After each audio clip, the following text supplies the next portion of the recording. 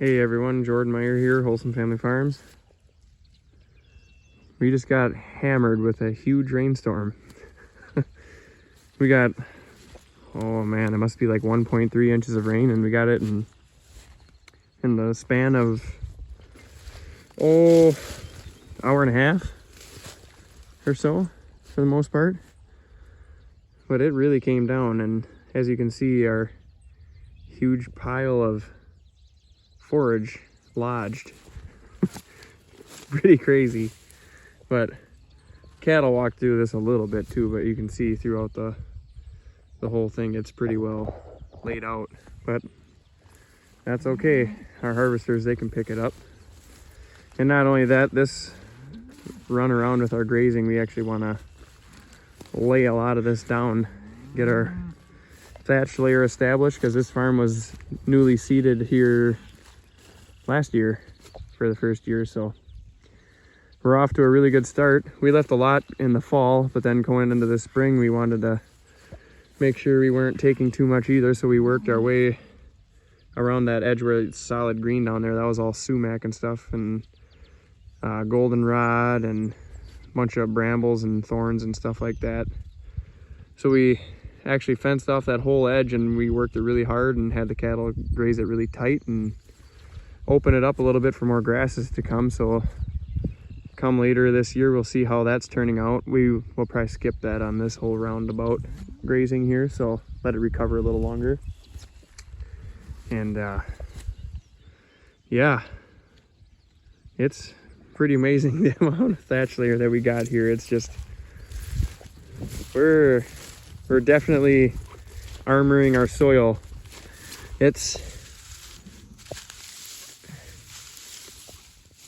There's a lot of stuff left behind here.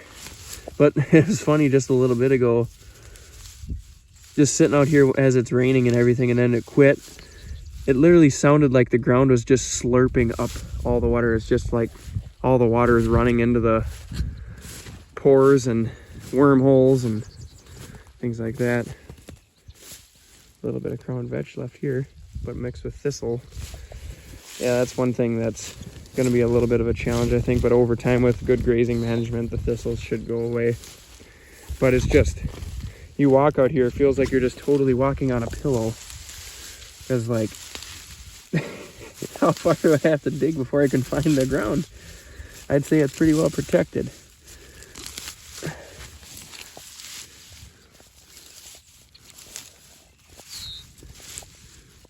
Got some bugs in there.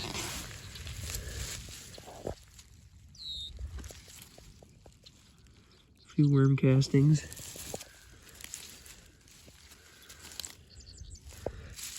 Thought we'd see a few more worms in here, but not yet. Give it time. This is all part of the building process. We're definitely setting her up for something good. Come back in another, I don't know how long of a rest period I'll be able to get on this farm. Should be quite a while. We haven't even got over it all yet, and it's already June 13th. So, pretty cool. I bet you there's another, oh golly, probably 55 acres left to get over yet with these guys. But this paddock right here, as you can see the line going down the hill right there, and I got a cut off right here. This is probably, I'm gonna guess, close to 2 acres. And this has been a 24-hour graze. Just about, not quite 24 yet. But I think I'm gonna give them this next one right here. This piece goes up to them white posts up there and then to the pine tree edge. And then tomorrow it's supposed to be 97 degrees. Yeah, Minnesota, 97 degrees. Pretty insane. So what the plan is then, we're gonna run a poly wire just around the outside of them trees there. And then that's right next to the mother-in-law's house, and then there's a little dinky hayfield that's there, and they'll be able to graze that, and then along with all the other brush and grass that's growing in them pine trees. So they'll have that little bit, and then they'll have what's left in here, and then shade. So it should work in theory. be just fine. And then after that, it's supposed to rain again that night, I believe, and then not be so hot. So that's adapting for you. But with that, I'm gonna open this up here and give them some more grass that they really don't need. But that's fine.